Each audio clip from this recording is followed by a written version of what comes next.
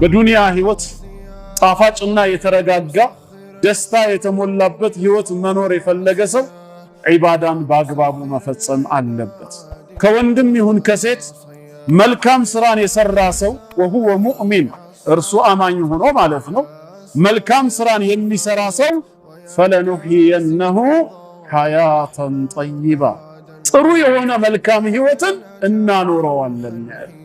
የዱንያ ህይወታችን ደስታ መረጋጋት የተሞላበት እንዲሆን በጌታ አላህ ህግ ስር የምንመላለስ መሆናችን።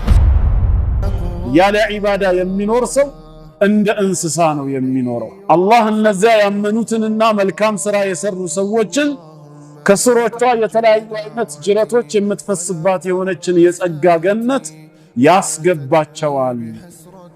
ወመን አዕረደ ዐን ዚክሪ እኔን ከማስታወስ ሶላት ከመስገድ ቃሌን ቁርአንን ከማንበብ ችላ ብሎ የተወሰው የዞረ ሰው ፈኢነ ለሁ መዒሸተን ضንካ በዱንያ ህይወቱም ሆነ በቀብር ዓለም ጠባብ የሆነ ህይወትን እናኖረዋለን ያለው። ጠባብ ህይወት ነው የሚኖረው ለሱ።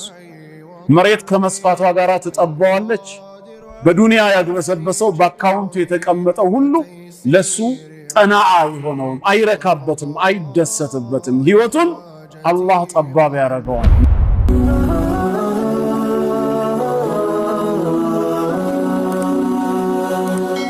ሰብስክራይብ በማድረግ ቤተሰብ ይሁኑ። አዑዙ ቢላሂ ሚነሽ ሸይጣኒር ረጂም ቢስሚላሂር ረህማኒር ረሂም አልሐምዱሊላሂ ረቢል ዓለሚን አስሰላቱ ወሰላሙ ዐላ ረሱሊላሂ ሰለላሁ ዐለይሂ ወአሊሂ ወሰለም አማ ባዕዱ ፈሰላሙ ዐለይኩም ወረሕመቱላሂ ወበረካቱሁ። ኢንሻአላህ እንግዲህ በዚህ አዲስ መስጂድ አላህ ፍቃዱ ከሆነ ከዛሬ ጀምሮ ሳምንታዊ ተከታታይ ፕሮግራም ይኖረናል። ኪታቡን ለእናንተ ስላላስተዋወቅንና እኛም ስላልወሰንን ዛሬ ቦታው ክፍት እንዳይሆን እንዲሁ የተወሰነ ነጥብ ብቻ አንስተን እንተዋወሳለን። ለዛሬ ማንሳት የምፈልገው ርዕስ ፈጣሪ አምላካችንን አላህን የምናመልከው ለምንድነው በሚለው ዙሪያ ይሆናል። ሊማዛ ነዕቡዱሁ ሱብሓነሁ ወተዓላ ጌታ አላህን የምናመልክበት እሱን ብቻ የምንገዛበት ዋና ምክንያታችን ምንድነው? ይሄ ጥያቄ ሙስሊም ካልሆነ አካል ቢቀርብልን በዚህ ዓለም ላይ የሚመለኩ ብዙ የሐሰት አማልክቶች አሉ። አምላክ ሳይሆኑ አምላክ ተደርገው የተያዙ ማለት ነው። እኛ ሙስሊሞች ግን ጌታ አላህን ብቻ መርጠን እሱን ለማምለክ የፈቀድንበት ዋና ምክንያት ምንድነው ተብለን ብንጠየቅ መልሳችን ምን ይሆናል? በዚህ ጉዳይ ላይስ ቁርአን ምን ያስተምረናል የሚለውን አንዳንድ ነጥቦችን አስታውሳችኋለሁ።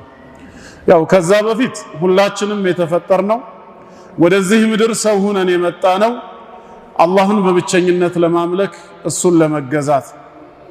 በዚህ ዓለም ላይ እኛ ሰዎች ብቸኛ ፍጥረት አይደለም። ከኛ ውጭ ሌሎች ብዙ ፍጥረታቶች አሉ። በዙሪያችን እኛ የምንተነፍሰውን አየር የሚተነፍሱ፣ እኛ የምንመገበውን ምግብ የሚመገቡ እንስሳቶች አሉ፣ እጽዋቶች አሉ፣ በራሪዎችም አሉ።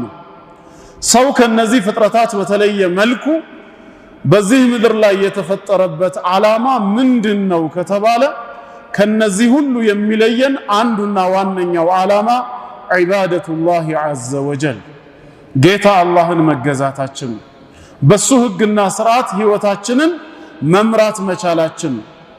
ቁርአን እንደተናገረው በሱረቱ ዛሪያት 51ኛ ሱራ አንቀጽ 55 እስከ 56 ባለው አዑዙ ቢላሂ ሚነሽ ሸይጣኒር ረጂም ወዘክር ፈኢነ ዚክራ ተንፈዑል ሙእሚኒን አስታውስ ገስጽ ይላል ጌታ አላህ። ያንተ ማስታወስ ወይም መገሰጽ በአላህና በመጨረሻ ቀን ያመኑ ሙእሚኖችን ይጠቅማቸዋልና ይላል። ሰው ረሺ ነውና ሲረሳ፣ ሲሳሳት፣ ሲዘነጋ አማኝ ከሆነ አስታዋሽ ያስፈልገዋልና ሁሌም አስታውስ ነው የሚለው። ከማስታወሻዎቹ ሁሉ በላጩ ትልቁ ቅድሚያ ሊሰጠው የሚገባ የሆነ ሰው መቼም ቢሆን ሊረሳው የማይገባው ለምን እንደተፈጠረ ማወቁ ነውና وما خلقت الجن والإنس إلا ليعبدون ሰውንም ሆነ አጋንንትን እኔን በብቸኝነት ሊገዙ እኔን በብቸኝነት ሊያመልኩ እንጂ ለሌላ ዓላማ አልፈጠርኳቸውም ነው የሚለው። የተፈጠርነው ለዚህ ዓላማ መሆኑን ማወቅ መቻል አለብን። አለበዛ የተፈጠርንበትን ዓላማ የማናውቅ የምንዘነጋ ከሆነ ከእንስሳት በምንድን ነው የምንለየው? እንደምንበላው ይበላሉ፣ ቅድም እንዳልኳችሁ እኛ የምንጠጣውን ይጠጣሉ፣ እኛ የምንተነፍሰውን አየር ይተነፍሳሉ። ማታ ሲደክመን እንደምናርፈው እነሱም ይተኛሉ። ጠዋት ሲነጋ ለተለያየ የሥራ ዘርፍ እንደምንሰማራው እነሱም ሥራ ይሰራሉ። ጓሮ ገብቶ የእርሻ አገልግሎት የሚሰጠው ያርሳል። ገበያ ወጥቶ ዕቃ የሚጫነው ዕቃን በመጫን ከቦታ ወደ ቦታ ያንቀሳቅሳል። የትራንስፖርት አገልግሎት የሚሰጠው ሰውና ዕቃን ይዞ ወደ ሩቅ ቦታ ይሄዳል። በጥበቃ ሥራ ላይ የሚሰማራው ደግሞ ቤትንና አካባቢን ከሌባ እንደ ውሻ አይነቱ ይጠብቃል። እነሱም ሥራ አላቸው። አንድ ቀን አጀላችን ሲደርስ እንደምንሞተው እነሱም ይሞታሉ። ምንድነው ታዲያ ትልቁ ልዩነት ሲባል የምንኖርበት ዓላማ ነው የሚለየን። እኛ የምንኖረው ለዒባዳ ነው። ሕይወታችንን የምንመራው በጌታ አላህ ሕግና ሥርዓት ነው። እሱ አድርጉ ብሎ ያዘዘንን ነገር አቅማችን በቻለ መጠን በመፈጸም አትቅረቡ ብሎ የከለከለንን ሙሉ በሙሉ በመራቅ በመጠንቀቅ መስመር ስተን የወደቅን ጊዜ ደግሞ በተውበት በእስትግፋር ወደ ትክክለኛው ማንነት በመመለስ የተፈጠርንበትን ዓላማ ለማሳካት ኢላ ሊያዕቡዱን የሚለውን ተሕቂቅ ለማድረግ ተፈጥረናል። እንስሶች ለዚህ ዓላማ አልተፈጠሩ። እኛ ለዒባዳ ስንፈጠር እነሱ የተፈጠሩት ለኛ ግልጋሎት። ሁወ አለዚ ኸለቀ ለኩም ማ ፊል አርድ ጀሚዓ ሱረቱል በቀራ ቁጥር 28 29 አካባቢ ላይ እንደተናገረው እርሱ አላህ ማለት በምድር ላይ ያለውን ሁሉ ለናንተ ግልጋሎት የፈጠረ ነው ያለ። እንስሳዎች በምድር ላይ ካሉ ነገራት ናቸው የተፈጠሩት እነኛው ለዒባዳ ሳይሆን ለኛ ለሰው አገልግሎት እንዲሰጡ ነው።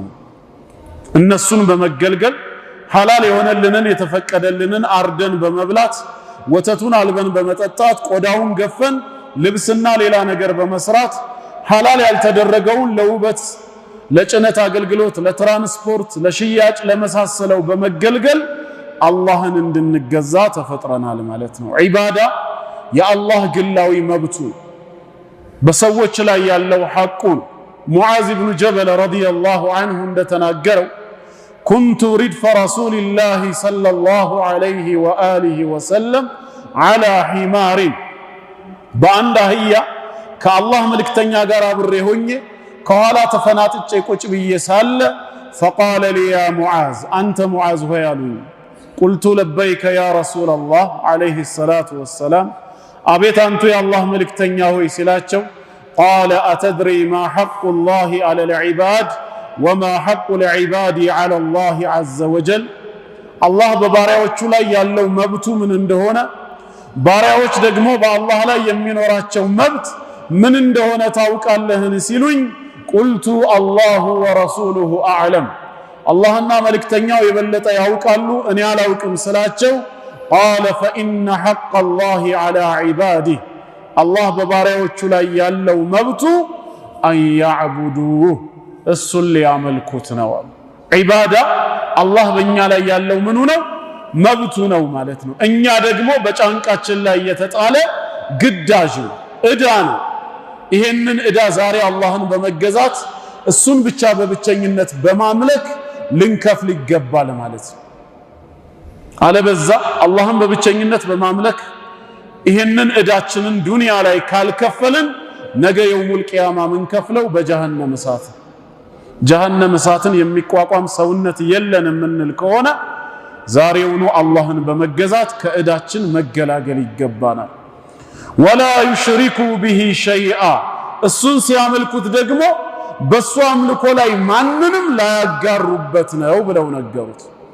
ሲፈጥረን ብቻውን እንደፈጠረን የሲሳይን ጉዳይ ሙሉ ኃላፊነት ወስዶ ብቻውን እንደረዘቀን ስናመልከውም ብቻውን እንድናመልከው ይፈልጋል። አጋርን አይሻ። በእኛ መፈጠር በሪዝቅ ጉዳይ ላይ ምንም ድርሻ የሌላቸው አካላት አምልኮ ላይ በፍጹም ድርሻ ሊኖራቸው አይገባም።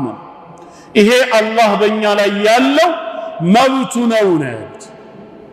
فإن حق العباد على الله عز وجل መልእክተኛው ቀጠሉና ባሮች ደግሞ በአላህ ላይ የሚኖራቸው መብት አሉ። አላህ ለባሪያዎቹ ከማዘኑ የተነሳ የናንተ መብት ነው ብሎ በራሱ ላይ የደነገገው ማለት ነው። ማንም በአላህ ላይ ህግ ሊያወጣ አይችልም። አላህ ይሄንን ሊያደርግ ዋጅብ ነው በርሱ ላይ፣ ይሄንን ደግሞ ላያደርገው ሐራም ነው ብሎ በአላህ ላይ ማንም ህግ ማውጣት አይችልም። አላህ ግን ለባሮቹ ካለው አዘኔታ ከርህራሄው የተነሳ ለኛ ሊፈጽምልን የፈለገውን ነገር በራሱ ላይ ዋጅብ ያደርጋል፣ የሚፈልገውን በራሱ ላይ ሐራም ያደርጋል። ሊያዝንልን ስለፈቀደና ስለፈለገ ማንም ሳያስገድደው ከተበ ረቡኩም ዐላ ነፍሲሂ ረሕማ ጌታችሁ አምላካችሁ አላህ ለናንተ ያዝንላችሁ ዘንድ እዝነትን ረሕመትን በራሱ ላይ ደነገገ፣ ዋጅብ አደረገ ይላል። ማንም ሳይወጅብበት በሱ ላይ ማለት ነው። በሱ መንገድ ከታገልን ዲኑን የበላይ ለማድረግ ሰበብያውን ካሟላን እኛን ሊረዳን መጀመሪያውን ዋጅብ ነው በኔ ላይ ያለው ራሱ ነው። ወካነ ሐቀን ዐለይና ነስሩል ሙእሚኒን በኔ መንገድ የሚታገሉ ሙእሚኖችን መርዳት በኔ ላይ የተገባ ግዳጅ ነው ነው የሚለው። የሚፈልገውን ሐራም ያደርጋል በራሱ ላይ ማድረግ እየቻለ የሰራነውን መልካም ስራ ያለ ምንዳ ላያባክንብን ባልሰራነው ወንጀል እላያችን ላይ ጭኖ ላይጠይቀን ዙልምን አላህ ምን አለ? ኢኒ ሐረምቱ ዙልመ ዐላ ነፍሲ አለ። በራሴ ላይ እርም አድርጌዋለሁ ነው ያለው፣ ማንም ሳያደርግበት ማለት ነው። ስለዚህ የባሮች መብት በአላህ ላይ ሲባል አላህ ለኛ ከማዘኑ የተነሳ የደነገገው ማለት ነው። ምንድነው አሉ መልእክተኛው? አላ ዩዐዚበ መን ላ ዩሽሪኩ ቢሂ ሸይአ በሱ አምልኮ ላይ ማንንም ሳያጋራ በላኢላሃ ኢላላህ እምነቱ በተውሂዱ ላይ እንደ ጸና የሞተ ባሪያውን በእሳት ላይ ቀጣው ነው፣ ጀነት ሊሰጠው ነው። ይሄ የባሮች መብት በአላህ ላይ ነው ብለው ነገሩት ማለት ነው። ስለዚህ ዒባዳ አላህ በእኛ ላይ ያለው መብቱ መሆኑን ከዚህ ሐዲስ በግልጽ እንረዳለን ማለት ነው። በዒባዳ ደስተኛ ህይወት መኖር ይቻላል። የተፈጠርንበትንም አምላካዊ ግዳጅ በአግባቡ መወጣት ይቻላል። ያለ ዒባዳ የሚኖር ሰው እንደ እንስሳ ነው የሚኖረው። አላህ በሱረቱ ሙሐመድ 47ኛው ሱራ አንቀጽ 12 ላይ ኢነላሃ ዩድኺሉ አለዚነ አመኑ ወዐሚሉ ሷሊሓት ጀናትን ተጅሪ ሚን ተሕቲሃ አልአንሃር ይላል። አላህ እነዚያ ያመኑትንና መልካም ሥራ የሰሩ ሰዎችን ከስሮቿ የተለያዩ አይነት ጅረቶች የምትፈስባት የሆነችን የጸጋ ገነት ያስገባቸዋል። ወለዚነ ከፈሩ እነዚያ የካዱት ግን የተመተዑን በምድር ላይ ብቻ ይጠቀማሉ። ወያእኩሉነ ከማ ተእኩሉል አንዓም እንስሳዎች እንደሚበሉት እንደሚመገቡት እነሱም ይበላሉ። ዱንያ ብቻ ነው፣ ሌላ ለውጥ የለም። ነገ የውሙል ቂያማ ግን ወናሩ መትወን ለሁም ለነሱ ማረፊያቸው መመለሻ ሀገራቸው እሳት ነች ይላል። የተፈጠረበትን ዓላማ ያላወቀ አላህን ያልተገዛ ሰው በአኺራ ዕጣ ፈንታው ይሄው ነው ማለት ነው። በዱንያ ህይወት ጣፋጭና የተረጋጋ ደስታ የተሞላበት ህይወት መኖር የፈለገ ሰው ዒባዳን በአግባቡ መፈጸም አለበት።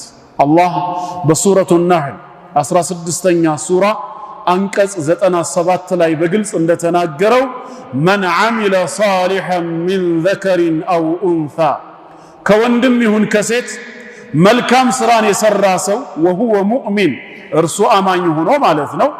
መልካም ስራን የሚሰራ ሰው ፈለኑሕየነሁ ሐያተን ጠይባ ጥሩ የሆነ መልካም ህይወትን እናኖረዋለን ያለው።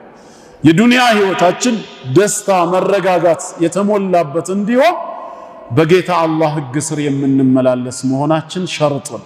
አማኞች ሆነን መልካም ስራ መስራት አለብን። ነገ ደግሞ የውሙል ቂያማ ወለነጅዚየነሁም አጅረሁም ቢአሕሰኒ ማ ካኑ ያዕመሉን ይሰሩት ከነበረው በእጥፍ ድርብ በተሻለ መልኩ እመነዳቸዋለሁ ብለዋል። ከዒባዳ ዘንግተን አላህን ከማምለክ ቦዝነን የዱንያ ህይወታችን እንዲያምር የምንፈልግ ከሆነ ግን አላህ የተናገረውን ማስታወስ አለብን። ሱረቱ ጣሃ 20ኛው ሱራ አንቀጽ 124 ላይ ወመን አዕረض ዐን ዚክሪ እኔን ከማስታወስ ሶላት ከመስገድ ቃሌን ቁርአንን ከማንበብ ችላ ብሎ የተወሰው የዞረ ሰው ፈኢነ ለሁ መዒሸተን ضንካ በዱንያ ህይወቱም ሆነ በቀብር ዓለም ጠባብ የሆነ ህይወትን እናኖረዋለን ያለው። ጠባብ ህይወት ነው የሚኖረው ለሱ። መሬት ከመስፋቷ ጋር ትጠባዋለች። በዱንያ ያግበሰበሰው በአካውንቱ የተቀመጠው ሁሉ ለሱ ቀናዓ አይሆነውም፣ አይረካበትም፣ አይደሰትበትም። ህይወቱን አላህ ጠባብ ያረገዋል። ነገ ደግሞ ወነሕሹሩሁ የውመል ቂያመቲ አዕማ እውር አድርጌ ነው መቀሰቅሰው ይላል። ስለዚህ የዒባዳ ጥቅሙ በዱንያም በቀብርም በአኺራም ነው። ለዚህ ዓላማ ነው የተፈጠርነው። በዒባዳ የዘላለምን ህይወት ጀነትን ማግኘት ይቻላል። ጀነት ከዒባዳ ውጭ አትገኝም። አላህ ሱረቱ መርየም ቁጥር 63 ላይ ትልከል ጀነቱ ለቲ ኑሪቱ ሚን ዒባዲና መን ካነ ተቂያ ከባሮቼ መካከል ይህችን ጀነት የማወርሳት እኔን በምድር ዓለም ሳለ የሚፈራኝ የሚጠነቀቅ ተቂይ የሆነውን ብቻ ነው ያለው። አላህን ከመገዛት የሚኮራውማ ጀነት ሳይሆን እጣ ፈንታው ሌላ እንደሆነ ሱረቱ ጋፊር 40ኛው ሱራ አንቀጽ 60 ላይ ወቃለ ረብኩም ኡድዑኒ አስተጂብ ለኩም ጌታችሁ አላህ አለ እኔን ብቻ ተገዙኝ፣ እኔን ብቻ ለምኑኝ አለ። ዱዓኡል መስአላም ዱዓኡል ዒባዳም ሁለቱም ይካተታሉ። ስትማጸኑ እኔን ብቻ ተማጸኑ፣ ስታመልኩም እኔን ብቻ አምልኩ። አስተጂብ ለኩም ለጥሪያችሁ ምላሽ እሰጣለሁ፣ እሺ እላለሁ፣ ዒባዳችሁንም እቀበላለሁ። ኢነ ለዚነ የስተክቢሩነ ዐን ዒባደቲ እነዚያ እኔን ከመማጸን እኔን ከመገዛት የሚኩራሩ ሰዎች ሰየድኹሉነ ጀሃነመ ዳኺሪን ጀሃነም እሳትን በአፍጢማቸው የተደፉ ሆነው ተዋራጆች ሆነው ይገቧታል ያለው። ጀነት ያለ ዒባዳ አይገኝም። እንደ መግቢያ ይሄንን የዒባዳን ጉዳይ ካየን ወደ ርዕሳችን እንመለስና ታዲያ ጌታ አላህን የምናመልከው ለምንድን ነው? ሌሎች የሚያመልኳቸውን ከአላህ ውጪ የሚመለኩ አካላትን እማንገዛበት አላህን ብቻ የምናመልክበት ምን አሳማኝ ምክንያት አለን? ቁርአንስ አላህን ብቻ ተገዙ ሲል ለምንድን ነው የምናመልከው እሱን ብቻ ብለን ጥያቄ ብናነሳ የሚሰጠን አመክንዮ ምንድነው? ሰዓቱ እንደፈቀደልን ኢንሻአላህ 5 ወይም 9 የሚደርሱ ምክንያቶችን እንመለከታለን። አንደኛው ምክንያት እኛ ጌታ አላህን የምናመልከው እሱ የሁላችንም ጌታ እኛ ደግሞ የእርሱ ባሮች በመሆናችን ነው።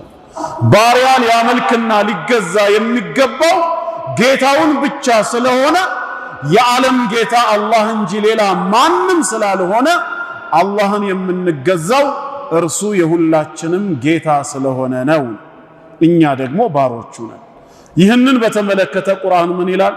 ሱረቱ መርየም 19ኛ ሱራ አንቀጽ 88 እስከ 93 ባለው ላይ ወቃሉ ተኸዘ አርረሕማኑ ወለዳ አርረሕማን ልጅን ያዘ ወለደ አሉ። ለቀድ ጂእቱም ሸይአን ኢዳ እጅግም በጣም ከባድ መጥፎ የሆነ ንግግር ይዛችሁ መጣችኋል። ከዚህ ከንግግራችሁ ክፋት የተነሳ አርረሕማን ወለደ ተወለደ ከማለታችሁ የተነሳ ተካዱ ሰማዋቱ የተፈጠርነ ሚንሁ ከንግግራችሁ ክፋት ሰማያት ሊቀደዱ ተቃርበዋል።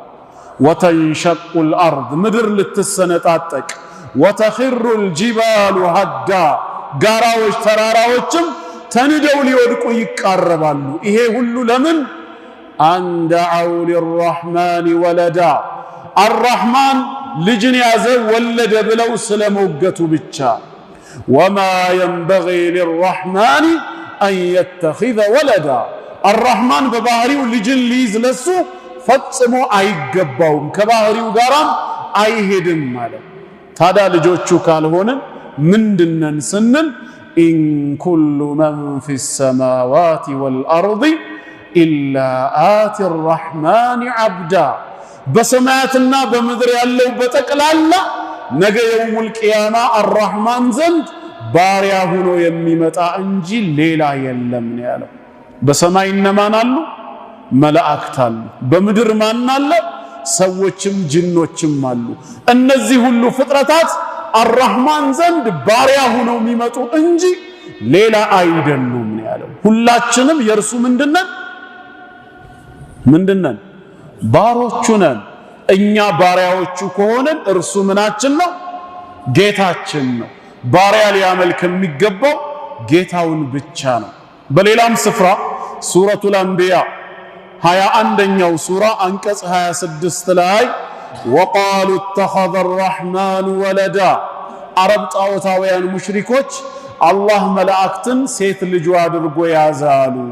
ሱብሓነ ከእንደዚህ አይነት የጉድለት ባህሪ አላህ ጥራት ይገባው። በል ዒባዱን ሙክረሙን ይልቁኑ መላእክቶች የእሱ ልጆች ሳይሆኑ የተከበሩ ባሮቹ ናቸው ነው ያሉ። መላእክት ምንድን ናቸው? የአላህ ልጆች ሳይሆኑ ባሪያዎቹ ናቸው። እርሱ የነሱ ጌታቸው ነው ማለት ነው። ይሄ ከሆነ ባሪያ ማንን ማምለክ አለበት ወደሚለው ጥያቄ ስንመጣ ጌታውን ብቻ ነው ሊያመልክ የሚገባው። ቁርአን በሱረቱል አንከቡት 29ኛው ሱራ አንቀጽ 56 ላይ ያ ዒባዲየ አለዚነ አመኑ እናንተ በኔ ጌትነት ያመናችሁ ባሮቼ ሆይ ኢነ አርዲ ዋሲዐቱን ምድሬ ሰፊ ነችና በየትኛውም የምድር ክፍል ተሰዳችሁ ስትኖሩ ፈኢያየ ፈዕቡዱን እኔን ብቻ ተገዙ አለ። እኔን ብቻ። ለምን?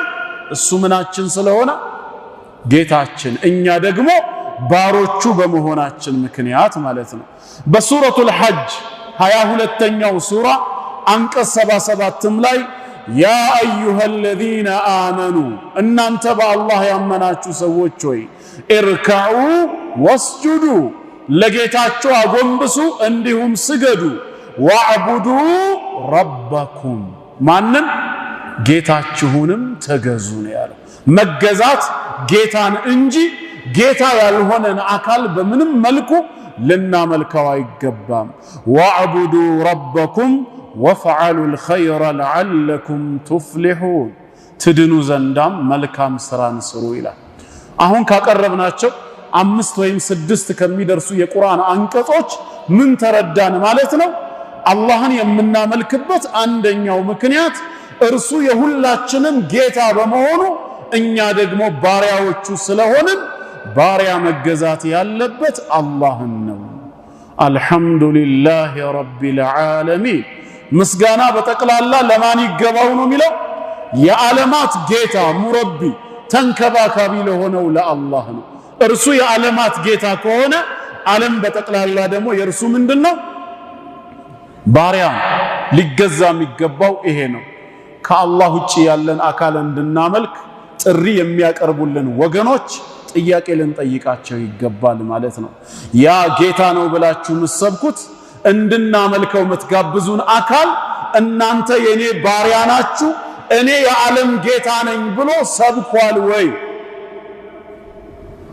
አዎ ብለው ከተናገሩ መጽሐፉን ክፈቱና አሳዩን ነው። አንድም ቦታ የለም። ከሌለ እናንተ ባሮቼ ናችሁ ካላለን ወይ እኔ የዓለም ጌታ ነኝ ብሎ ካላስተዋወቀ በምን መልኩ ነው የምንገዛው ታዲያ? እሱ አላህንማ የምናመልክበት አንዱ ምክንያት እርሱ የዓለማት ጌታ ነው፣ እኛ የእርሱ ባሮች ነን፣ ባሮቼ ሆይ ተገዙኝ ስላለ ነው። ይሄ አንደኛው ምክንያታችን ነው። ግልጽ ነው ወንድሞች፣ ተግባብተናል። ሁለተኛ አምላካችንን አላህን እርሱን ብቻ የምንገዛው እርሱን ብቻ የምናመልከው ለምንድን ነው ከተባለ ሊአነሁ ኻሊቁና ብቸኛው ፈጣሪያችን እርሱ ብቻ ስለሆነ ነው። እኛን ካለመኖር ወደ መኖር ያመጣን ህይወትን የለገሰን የፈጠረን አስገኝ ፈጣሪያችን እርሱ ብቻ ነው። ከአላህ ውጪ ሰውንም ጅንንም መልአክንም ዓለምን ፈጥር ያለው ብሎ በግልጽ የተናገረ ማንም የለም። እኔ ብሎ አላህ የሚመለከው የዓለማት ፈጣሪ ስለሆነ ነው። ፈጣሪን ማምለክ እንደሚገባ የቱ ጋር ተናገረ ካሉ ሱረቱል በቀራ ቁጥር 21 ላይ አላህ በሱረቱል በቀራ ምዕራፍ 2 ቁጥር 21 ላይ ያ አዩሃናስ እናንተ ሰዎች ሆይ አለ እዕቡዱ ረበኩም ጌታችሁን ተገዙት ይለናል። የትኛው ጌታ ብለን ስንጠይቅ አለዚ ኸለቀኩም ያ እናንተ የፈጠረ የሆነው አለ። አምልኮ የሚገባው መፍጠርና ማስገኘት የቻለው ነው። እናንተን ብቻ ሳይሆን ወለዚነ ሚን ቀብሊኩም እነዚያን ከናንተ በፊት የነበሩትን ወላጆቻችሁን አያት ቅማያት እስከ አደም አለይሂ ሰላም ድረስ ያሉትን የፈጠረውን ጌታ ተገዙት። ዒባዳ የሚገባው ይሄ ፈጣሪ ብቻ ነው። ለዓለኩም ተተቁን ይሄን ጌታ ትጠነቀቁ ትፈሩ ዘንድ አለ። ልንገዛ የሚገባው የፈጠረንን ያስገኘንን ነው። በሌላም ስፍራ ምን ይላል? ሱረቱል አንዓም ምዕራፍ 6 ቁጥር 102 ላይ ዛሊኩሙላሁ ረቡኩም ይሃችሁ የናንተ ጌታችሁ አላህ ብቻ ነው። ላኢላሃ ኢላሁ ከሱ በስተቀርም በእውነት የሚመለክ ሌላ አምላክ የለም። ኻሊቁ ኩሊ ሸይ የሁሉ ነገር ፈጣሪ ነውና ፈዕቡዱህ ስለዚህም ተገዙት አለ። ስለምኑ? የሁሉ ነገር ፈጣሪ በመሆኑ መፍጠር የሚችል ነው ሊመለክ የሚገባው። ወሁወ ዐላ ኩሊ ሸይኢን ወኪል በሁሉ ነገር ላይ ዋቢ ተጠሪ ብቸኛ ወኪል እርሱ ነውና ይላል። ያልፈጠረ አካል ታዳ ከፈጠረ ጋር ይስተካከላል እንዴ? ይመለካል? በፍጹም። ሱረቱ ናህል 16ኛው ሱራ አንቀጽ 17 ላይ አፈመን የኽሉቁ ከመን ላ የኽሉቅ የሚፈጥር እንደማይፈጥር ነው እንዴ አለ።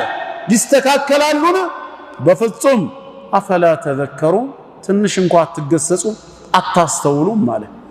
ታዲያ ከአላህ ውጭ ያለን አካል ጌታ ነው ያድናል ኑ እመኑ ተብለን ስንሰበክ ይሄ የምትሰብኩት አካል እኔ ዓለማትን ፈጥሬያለሁ ብሏል ወይ? እናንተ የኔ ፍጡሮች ናችሁ ብሏል ወይ? አላለም። መጽሐፉም ላይ የለም። ለምንድን ነው የምናመልከው ታዲያ? ጌታ አላህንማ የምንገዛው ዓለማትን የፈጠረ እሱ ብቻ ስለሆነ ነው። አላሁ ኻሊቁ ኩሊ ሸይ የሁሉ ነገር ፈጣሪ አላህ ነው። መገዛት ያለብን አለዚ ኸለቀኩም ያ የፈጠራችሁን ነው። እንዴት ያልፈጠረኝን የኔ ጌታ የኔ የግል አዳኝ አድርጌ ልገዛው እንዴት እችላለሁ? ማይሆን ነገር ነው። እስቲ ያ ጌታ እኔ ዓለምን ፈጥሬያለሁ ብሎ ይናገር። የለማ መጽሐፉ ላይ። አላህን የምናመልክበት ሌላው ሁለተኛው ምክንያት እርሱ የሁሉ ነገር ፈጣሪ በመሆኑ ነው። ግልጽ ነው? ተግባብተናል? ሶስተኛ ምክንያት አምላካችንን አላህን ብቻ የምንገዛው እርሱን ብቻ የምናመልከው ለምንድን ነው ከተባለ ሪዝቅ በጠቅላላ በሱ እጅ በመሆኑ ነው። ሰዎች በህይወት ለመኖር የሚያስችላቸው አንዱና ዋነኛው ምንድነው? ሲሳዩ ሳይበሉ ሳይጠጡ ሳይተነፍሱ በፍጹም በህይወት መኖር አይቻልም። ይሄንን ሪዝቅ ከአላህ ሌላ ኃላፊነትን ወስዶ ዓለምን የሚረዝቅ እስካሁን ድረስ ታይቶ ተሰምቶም ይታወቃል? ሀታ ከአላህ ውጭ ጌታ ነው ያድናል ብለው የሚሰብኩትን አካል እንኳን ሁሌም ጌታ ነው ከማለት ውጭ ሪዝቅ ይሰጣል ሲሉ አንድ ቀንም ተሰምተው አያውቁ። እንዴት አድርጉ? እሱም እኔ ረዛቅ ነኝ አላለም። ሲለመንም ዒሳ ሆይ ረዝቀን የሚል ሙስሊም ያልሆነ ሰው ሰምታችሁ ታውቃላችሁ? ጌታ ነው ያድናል ከማለት ውጭ ሌላ ምንም ስብከት ሰምተንም አናቅ። ሪዝቅ በማን እጅ ነው? በጌታ አላህ እጅ ከሆነ የማይረዝቀውን አካል ምን ብለን ነው የምናመልከው? ምን ብለን ነው ጌታ አድርገን የምንይዘው? አላህ የሚመለከው ሪዝቅ በሱ እጅ ብቻ ስለሆነ ነው። ይሄንን ራሱ ነው የሚነግረን ጌታችን። የቱ ጋር? ሱረቱል አንከቡት 29ኛው ሱራ አንቀጽ 17 ላይ አረብ ጣዖታውያኖችን ምን አላቸው? ኢነማ ተዕቡዱነ ሚን ዱኒላሂ አውሳና እነዚያ ከአላህ ሌላ የምትገዟቸው በጠቅላላ ጣዖታት ናቸው ነው የሚለው። አምልኮ አይገባቸውም። ወተኽሉቁነ ኢፍካ ውሸትንም ትቀጥፋላችሁ። ኢነ ለዚነ ተዕቡዱነ ሚን ዱኒላህ ይላል። አልመሲህንም ይጨምራል። እነዚያ ከአላህ ሌላ የምትገዟቸው የምታመልኳቸው አካላት ላ የምሊኩነ ለኩም ሪዝቃ ሲሳይን ለእናንተ በፍጹም አይችሉም ያለው። አዎ አይችሉም። እናንተም ለምናችሁ አታውቁም፣ እሱም እኔ ነኝ ረዛቅ ብሎ ተናግሮ አያውቅም። ከአላህ ሌላ የምትገዟቸው ሁሉ ሲሳይን በፍጹም አይችሉም። ስለዚህ ምን ይሁን? ፈብተጉ ዒንደላሂ ሪዝቅ ሲሳይን ከአላህ ዘንድ ፈልጉ፣ ወዕቡዱህ እሱንም ብቻ ተገዙታል። ሊመለክ የሚገባው ሪዝቅ በእጁ የሆነው ጌታ እንጂ መረዘቅ የማይችል አካል አይደለም።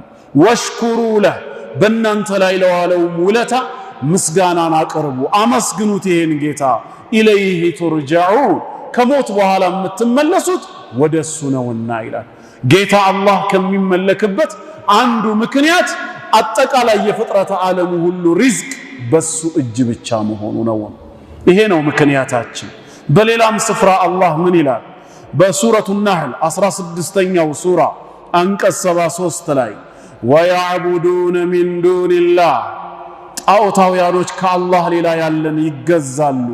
ማ ላ የምሊኩ ለሁም ሪዝቀን ሚነ ሰማዋት ወልአርድ ሸይአ ከሰማያትም ሆነ ከምድር አንዳችን ሪዝቅ እንኳን ለነሱ ማድረግ የማይችሉትን ወላ የስተጢዑን ከመነሻው አቅሙ የሌላቸውን አካላት ያመልካሉ፣ ይገዛሉ አለ። ይሄ ሊሆን አይገባም።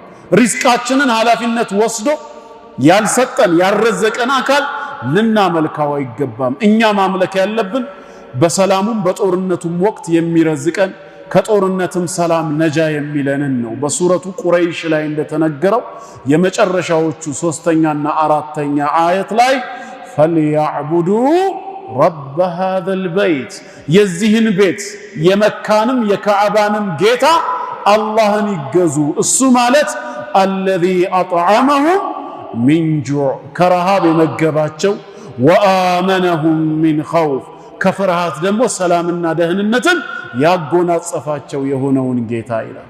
ሊመለክ የሚገባው ሪዝቅ በእጁ የሆነ ነው። የማይችል አካል ሪዝቅን በምን መልኩ ነው ልናመልክ የሚገባው? አይሆንም። ከአላህ ውጪ ዒሳ ያድናል ጌታ ነው ኑ ተቀበሉት ይሉናል። አንድ ቀን ይረዝቃል ሲሉ ሰምታችሁ ታውቃላችሁ?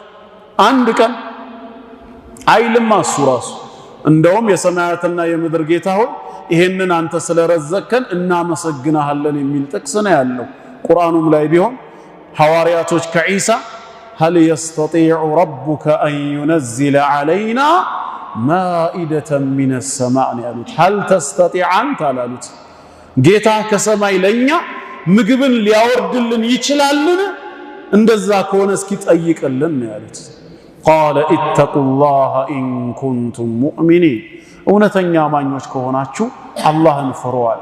ንግግራችሁ አደመጣስ አላህ ሁሉን ቻይ ጌታ ሆኖ ሳለ ጌታ ይችላልን እንደ የሚል ጥያቄ ማቅረብ አደብ መጣስ ነውና አላህን ፍሩ። ከዛ እነሱም ተናገሩ እኛ መብላትን ስለፈለግን ቀልቦቻችንም እንዲረኩ አንተ ያልከን ነገር እውነት መሆኑን እንድናውቅና ከመስካሪዎቹ እንድንሆን ስለፈለግን ነው ሲሉ قال عيسى ابن مريم የመርየም ልጅ ዒሳ ምን አለ?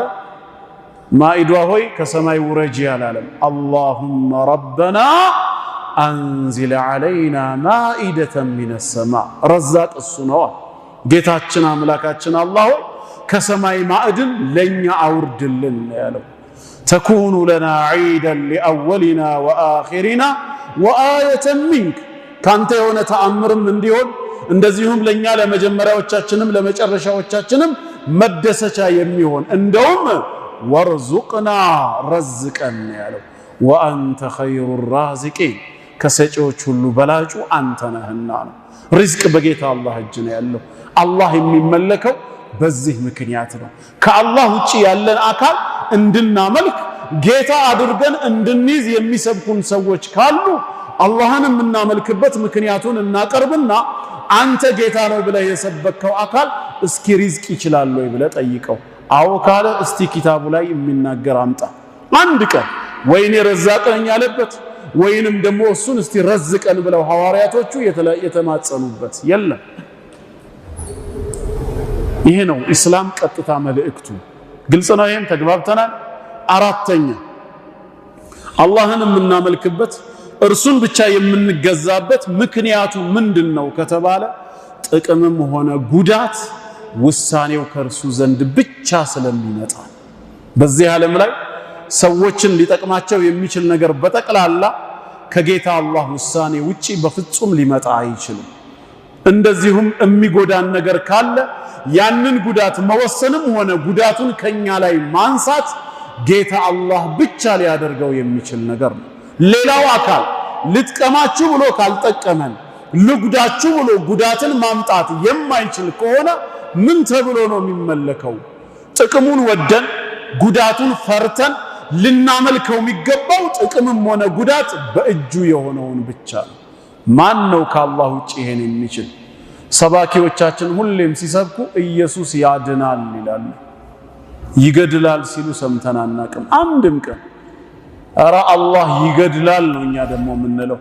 ያልገባቸው ሰዎች እንዴት ይላሉ? ጌታ ያድናል እንጂ እንዴት ይገድላል? እና ማን ነው የሚገድለው? ሰይጣን ነው ይላሉ። እርግጠኛ ናችሁ? አዎ ጥሩ። ሰይጣን የገደለው መዳኑንና መኖሩን አምላክ የፈለገለትን ሰው ነው ወይስ አይደለም ነው ጥያቄው። የሰውየውን መኖር አምላክ ፈልጎለት ከነበር ሰይጣን መጥቶ ከገደለው በሰውየው ላይ ኃይል ያለው አምላክ ሳይሆን ማን ሆነ? ሰይጣን ሆነ ማለት ነው። ስለዚህ ሊመለክ የሚገባው ሰይጣን ነው። አይ መጀመሪያውኑ አምላክ እንዲጎዳ እንዲገደል ፈቅዶ ነበር ከተባለስ ሰይጣን ሰበብ ሆነ እንጂ ጉዳት ከሱ ዘንድ ሊመጣ አይችልም። ስለዚህ እንደኛ ሙስሊሞች እምነት ሰዎችን የሚያድን ብቻ ሳይሆን ጌታ አላህ የሚገድልም እርሱ ብቻ። ወደዚህ ዓለም ስንመጣ ያለሱ ውሳኔ ያለሱ ፍቃድ እንዳልተወለድን እንዳልመጣን ሁላ ይሄንን ዓለም ስንሰናበትም ያለሱ ውሳኔ አንሞት። ማንኛይቷም ነፍስ ሕያው የተደረገችው በጌታ አላህ እንደሆነ ሁላ ምትሞተውም በሱ ውሳኔ ነው። ጥቅምም ጉዳትም ሚነላህ ከአላህ ብቻ ነው የምንለው። እስቲ ኢየሱስ ይገድላል ይበሉ። አይችሉም። ቃሉም ላይ የለም እነሱም አላሉም። ያው ያንተን ቀልብ የሚስበው ሁሌ የሚማርከው ያድናል ስለሆነ ብቻ ነው። መግደል ካልቻለ ማዳኑን እንዴት ቻለ ታዲያ? ይገድላል። የኛ ጌታ ግን ራሱ እንደነገረ هو الذي يحيي ويميت ሕያው ያደርጋልም ይገድላልም ነው።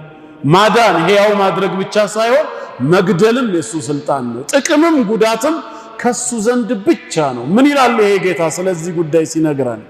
በሱረቱል ማኢዳ ቁጥር 76 ላይ አምስተኛው ሱራ ቁጥር 76 ቁል ካዲያኖችን በሏቸው ይላል አተዕቡዱነ ሚን ዱንላህ ከአላህ ሌላ ያሉትን ትገዛላችሁ እንዴ?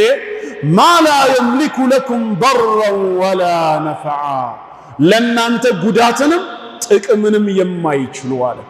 ምን ማለት ነው? ጉዳት ደርሶባችሁ ያን ጉዳት ሊያነሱ ሊገልጹላችሁ ወይ ጉዳትን በእናንተ ላይ ሊወስኑ እንዲሁም ጥቅምን ወስነው ሊያመጡላችሁ ወይ ደግሞ በእናንተ ላይ ጥቅምን ሊያስቀሩባችሁ የማይችሉ አካላትን እንዴት ትገዛላችሁ በላቸው።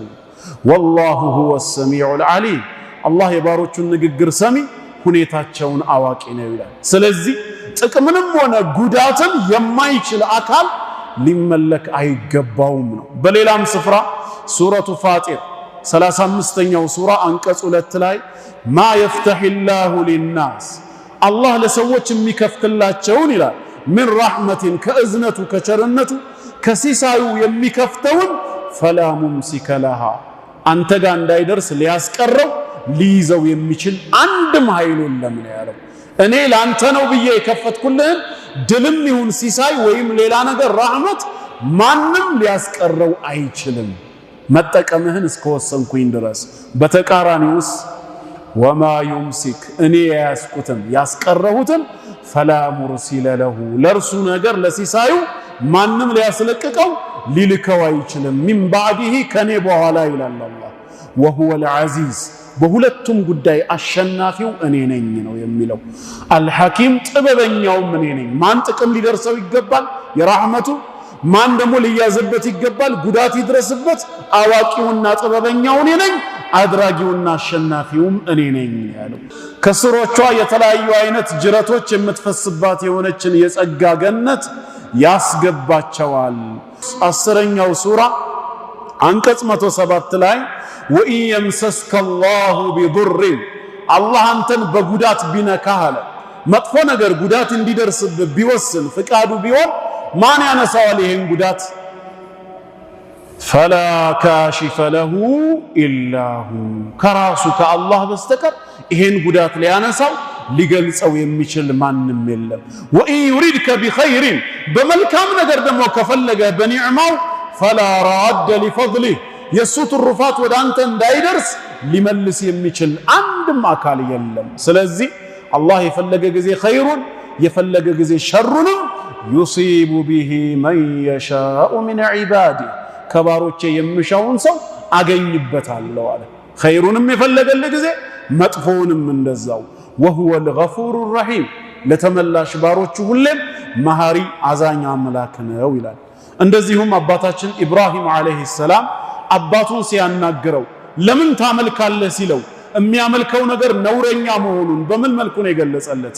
በቁርአን በሱረቱ መርየም ምዕራፍ 19 አንቀጽ 42 ላይ ኢዝ ቃለ ሊአቢሂ ለአባቱ ባለ ጊዜ አስታውስ ያ አበቲ አባቴ ሆይ ሊመ ተዕቡድ ለምን ታመልካለህ አለው።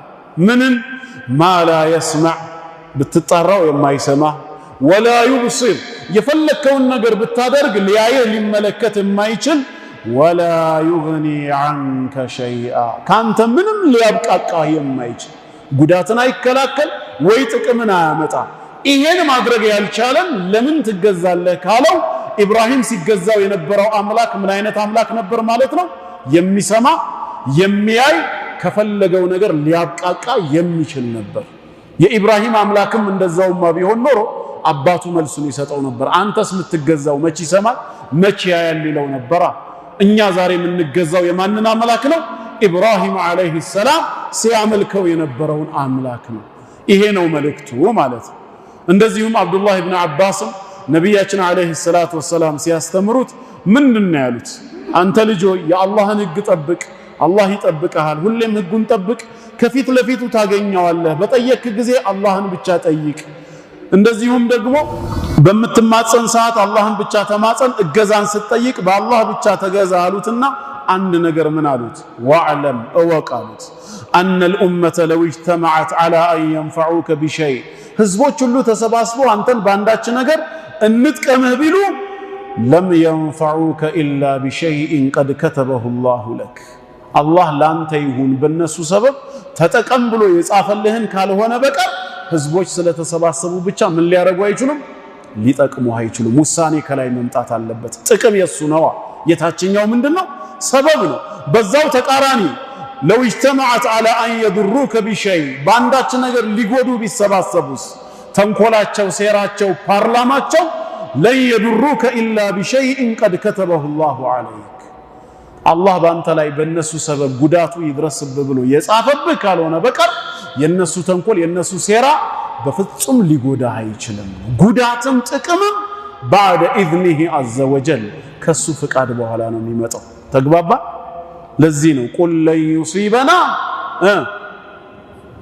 ኢላ ማ ዱቢረ ለና አይደለም ኢላ ጨርሱት እንጂ ማ ከተበ ላሁ ለና አላህ ለኛ የጻፈው ድል ወይ በእኛ ላይ የጻፈው ውርደት ካልሆነ በቀር ለን ዩሲበና አያገኘንም ነው። ከላይ ማ አሳበ ሚን ሙሲበትን ፊል አርድ ወላ ፊ አንፉሲኩም ምድር ላይ በነፍሶቻችሁም ይሁን በመከራ ምንም ያገኛችሁ ነገር የለም ኢላ ፊ ኪታቢን ያ ያገኛችሁ ነገር እናንተን ያገኛችሁ ዘንድ ቀድሜ መጽሐፍ ላይ ያሰፈርኩት ቢሆን እንጂ ነው ያለው። ይሄ ነው የምናመልከው ጌታ። ጥቅምም ጉዳትም ከሱ ዘንድ ነው የሚመጣው። እናንተ ጌታ ነው ያድናችኋል ብላችሁ የምትሰብኩን አካል ጥቅምም ጉዳትም ከኔ ነው ብሎ አልተናገረ በመጽሐፉ ላይ። ምን ሊያረግልን ነው የምናመልከው ታዲያ? ጌታችን ግን ሊጠቅመንም ጥቅሙንም ሊያስቀርብን ሊጎዳንም ጉዳትንም ሊያነሳልን የሚችል አምላክ በመሆኑ ይመለካል። ይሄ ነው ቁም ነገሩ። ግልጽ ነው ወንድሞች። አምስተኛ አላህን የምናመልክበት ሌላው ምክንያቱ ምንድነው? ነገ በዕለተ ትንሣኤ ያመኑ ባሮቹን በጀነት የካዱትን ደግሞ በክህደታቸው ሰበብ በጀሃነም የሚመነዳው ብቸኛው ፈራጅ እሱ ስለሆነ ነው። ከጌታ አላህ ውጪ በባሮቹ ላይ የሚፈርድ የለም። እናንተ ሙስሊሞች ክርስቶስ ኢየሱስ በመጨረሻው ዘመን ሊፈርድ እንደሚመጣ ታምናላችሁ ይሉናል። ታምናላችሁ እንደ እናንተ ሙስሊሞች ንገሩኝ። ዝም ያላችሁ ታምናላችሁ ማለት ነው። እኛ ከጌታ አላህ ውጪ የሚፈርድ ያለ ብለን አናምንም። ሊኖርም አይችልም፣ ሎጂክም አይደለም። እንዴት ነው ዒሳ አለይሂ ሰላም በእኛ ላይ የሚፈርደው? ለምን አይፈርድም ካሏችሁስ፣ የማይፈርድበት አንዱና ዋነኛው ምክንያት ህግን አልደነገገማ። ባልደነገገው ህግ ባላወጣው ሸሪዓ ይሄን አድርጉ ብሎ ሳያዘን ይሄን አትቅረቡ ብሎ ሳይከለክለን ነገ የውሙል ቂያማ ምን ብሎ ነው የሚፈርደው? ዋጂብ ያደረገብን ነገር አለ? ሐራም ያደረገብን ነገር አለ? የለም። ህጌን የታረጋችሁ ብሎ ነገ ሊጠይቀን አይችልም።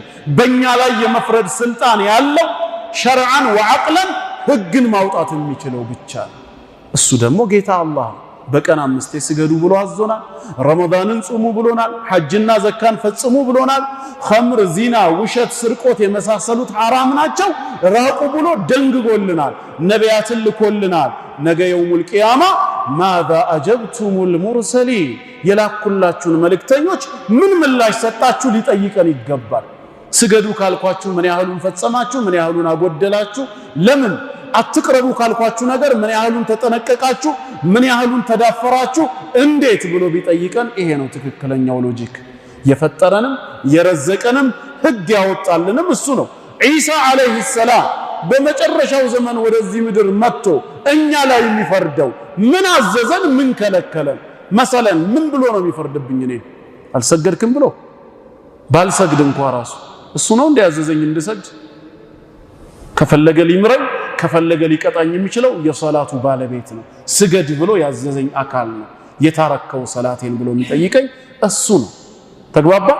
ወለቱስአሉነ የውመኢዝን አኒ ነዒም ያለው የጸጋው ባለቤት ራሱ ነው የሚጠይቀው። ጸጋውን ያልሰጠኝ አካል የጸጋ ኒዕማዎችን ዘርዝሮ ምን አረክበት ብሎ ሊጠይቀኝ አይችልም። ፍርድም የጌታ አላህ ነው። ባሮቹ እኛ ነን። ነቢያትን የላከው እሱ ነው። ህግን ያወጣው የደነገገው እሱ ነው። የሚፈርደው ግን ዒሳ ነው። ምንኛ ነው ሎጂኩ? እንዴት ሆኖ ነው ዒሳ የሚፈርደው? ማን ሰላት ይስገድ አይስገድ፣ ማን ዑዝር ይኑረው አይኑረው፣ ማን በወንጀል ይዘፈቅ አይዘፈቅ፣ ከወንጀል በኋላ ማን ተውበት ያደርግ አያደርግ የታውቆ እንዴትስ ሊፈርድ ይችላል? ሎጂካሊ አያስኬድም። ተግባባ? ስለዚህ ፍርድ በጀነት ወይ በጀሃነም መፍረድ የጌታ አላህ ስልጣን ብቻ። ለዚህ ነው አላህ ምን ይላል በሱረቱ መርየም ቁጥር 63 በሱረቱ ጋፊር ቁጥር 60 ቅድም ያየናቸው አንቀጾች ላይ ትልከል ጀነቱ ለቲ ኑሪቱ ሚን ዒባዲና ከባሮችን የምናወርሳት ብሎ አውራሹ ራሱ ጌታ አላህ መሆኑን ነግሮናል። ጀሃነምንም ሰየድኹሉነ ጀሃነመ ዳኺሪን ብሎ የወሰነው እሱ ነው። احشሩ الذين ظلموا وازواجهم وما كانوا يعبدون እነዛን የበደሉ ከሃዲያንን መሰሎቻቸውንም ከአላህ ሌላ ሲገዟቸው የነበሩትንም ሰብስቧቸው ወደ ጀሃነም እሳት ሚን ዱኒላህ ፈህዱሁም ኢላ ሲራጢል ጀሒም ወደ ጀሃነም መንገድ ውሰዷቸው ነው የሚለው። ስለዚህ ወንድሞች ያው ሰዓት ስለሌለን ነው በጥቅሉ እነዚህ 5 ምክንያቶች ጌታ አላህን በዚህ ምድር ላይ የምናመልክበት ዋና ምክንያቶች ናቸው። ከአላህ ውጭ እንድናመልክ ከአላህ ውጭ ሌላ አካል ጌታና አዳኝ አድርገን እንድንይዝ ስብከት የሚቀርብልን ከሆነ ሌላ ክርክር ውስጥ ሳንገባ በነጻነት ይሄንኑ መጠየቅ ይቻላል። እኛ አላህን የምናመልከው ሁሉንም ዓለማት የፈጠረ እርሱ በመሆኑ ነው። እናንተ ጌታ ነው የምትሉት አካል ዓለምን ፈጥሬያለሁ ብለዋል ወይ? እስቲ ካላ አሳዩን። ጌታ አላህን የምናመልከው ብቸኛው ረዛቃችን እሱ በመሆኑ ነው። ከአላህ ውጭ እንድናመልክ የምትጠሩት አካል እስቲ የቱ ጋር ነው ሪዝቅ በኔ እጅ ነው ወይ እኔ ረዛቅ ነኝ ያለበት? አምጡና አሳዩን። አላህን የምናመልከው ጥቅምም ጉዳትም እሱ ዘንድ ብቻ ስለሆነ ነው። ይሄንን ማድረግ ይችላል እናንተ ጌታ የምትሉት? አዎ እችላለሁ ብሎ ስለራሱ ተናግሯል። ካለ የቱ ጋር? ስለዚህ አላህ በብቸኝነት ሊመለክ የሚገባው በቂ ምክንያት መሆኑን ከጌታ አላህ ቃል ከራሱ ማየት ይቻላል። ስለዚህ አላህን በብቸኝነት አምልከው በዒባዳ ላይ ጸንተው ሙስሊም ሆነው ከሚሞቱ መልካም ባሮቹ አላህ ያደርገን። እስልምናችን ላይ ልንጸና ይገባል። ተውሂዳችንን በአግባቡ ማወቅ አለብን።